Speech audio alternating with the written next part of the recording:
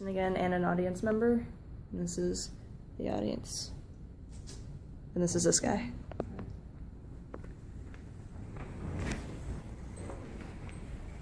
Ready? Mm-hmm. Okay, today I will be talking to you about the C5 Galaxy. One of the greatest planes ever built, ever. It's the best of the best of the best, as they say in Men in Black. So main points I'm going to cover today with you about the C5 Galaxy are its background, a little bit about it, where it came from, where it originated, or how it's come to be where it is today. Its mission, what it does, and some of its features and characteristics, and why it's just amazing, because this plane is just awesome. A little background about the C5 Galaxy. The United States Air Force developed a request for proposal in May of 1964. Basically what that means is they wanted something that was large enough to accommodate all of their cargo and their troops to send them overseas in continental ranges with big space to have extra room to carry tanks and planes and boats or whatever else they needed to carry across seas. It's just RV or Humvees, thank you, not RVs, but thank you, close enough, yes. Lockheed Martin won the proposal for this. It was up to them and Boeing at first, but Boeing raised their prices at the last minute so that the United States Air Force chose Lockheed Martin. Sadly, because I'm a big Boeing fan. Does anybody know the difference between Boeing and Lockheed Martin? No. I won't explain it to you because it's all a very long story, but Lockheed Martin is really good, but Boeing is even better. Put it that way. The first flight of the C5 Galaxy was on June 30th of 1968. Basically, this first flight, usually on first flights, there's always a technical difficulty of something. But for this flight, this was the first flight ever in United States Air Force history to have nothing wrong with the flight. So the plane flew perfectly, everything was perfect, and they had no troubles with it. And they were really impressed by that because Lockheed Martin designed it and built it, and they weren't very sure how Lockheed Martin would take this proposal. They delivered the first C5 to the 437th Airlift Wing in Charleston Air Force Base, South Carolina, in June of 1970. So the 437th Airlift Wing is basically like it's a place where they have a lot of troops and they keep a lot of cargo and equipment for the United States Air Force, in pretty easy terms, put it there. This plane has supported the U.S. military ever since Vietnam War. So ever since that war, it has been seen in every battle, every war, not that we had that many, but you know, it's been seen all across the globe at every single time. This is a picture up here at the top of the first C5 Galaxy. It's in black and white, I couldn't find a colored one. But as you can see, it comes with a little antenna at the very front, but they finally fixed it to have it an internal antenna. This is the one they use today. This plane is huge. There's a little detail about it. It's so long that the first flight, who's familiar with the Wright brothers? Everybody should be, right? Well, you know how their flight was like not that long or whatever? Well, their flight was shorter than the length of this plane. So just imagine that. This plane is long, as long as a football field. So if you ever go to a football game and look at the football field, be like, wow, I remember that presentation on the C5 Galaxy. It's huge. So this plane is just amazing.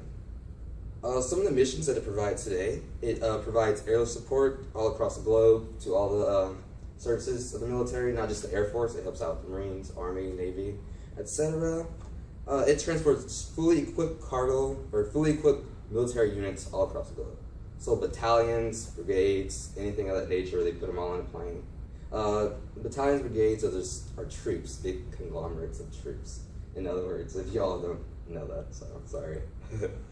It airdrops heavy cargo all across the globe as well. So like tanks, Humvees, they'll just like fly over wherever they need to do and unlatch them and just let them drop. But they have parachutes and everything, so they don't like just fly down or float down or whatever.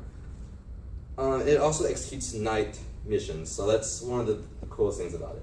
So one of these things that they do is that. They land in the desert and other deserted places out in other countries like Iraq, Afghanistan. And in order to not be seen, they're obviously going to be heard because this plane is super loud. They turn off all the lights in the plane, inside and outside. So they're flying this plane pretty much blind. But they have night vision goggles on. So imagine them flying a football field like blind. That's pretty amazing, right? In a desert. So I thought it was pretty awesome.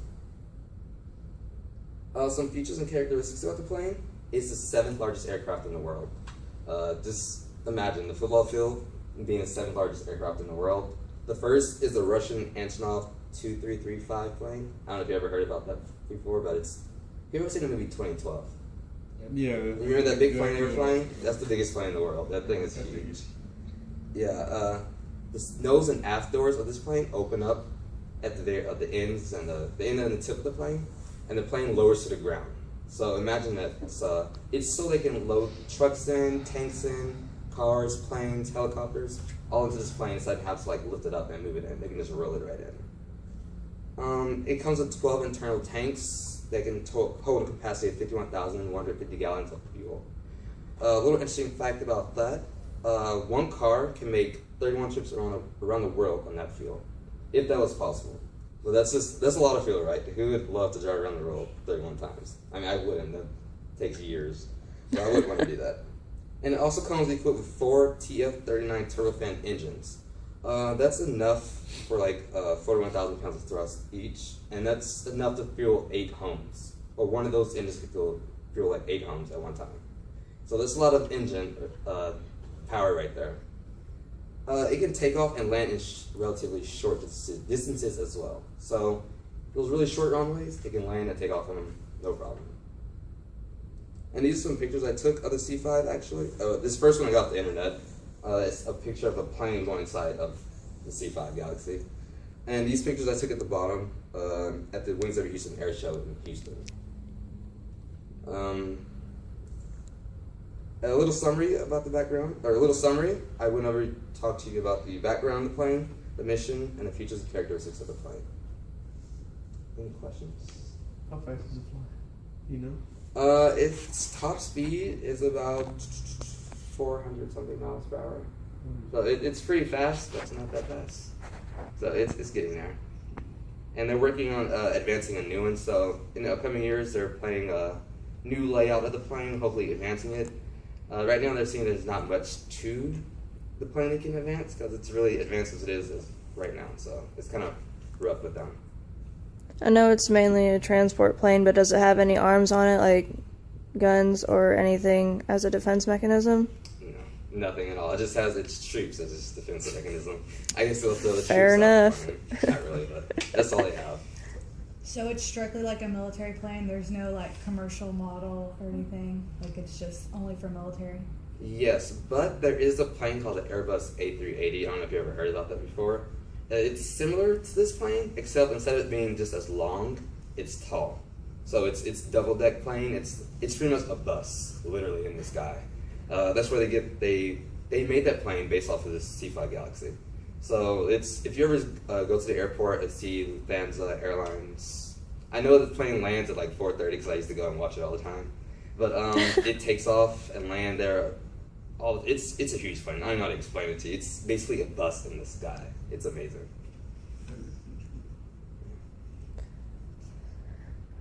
Any more questions? Yes. When you said that it's the whatever largest plane in the world, did you say 2nd or 7th? 7. Okay, so I Yes. thought, just making sure. Yeah, just imagine a football field being the 7th largest. A flying football field? Yeah, flying football field. It's basically how long it is. Okay. It's huge. Is it just like made of metal?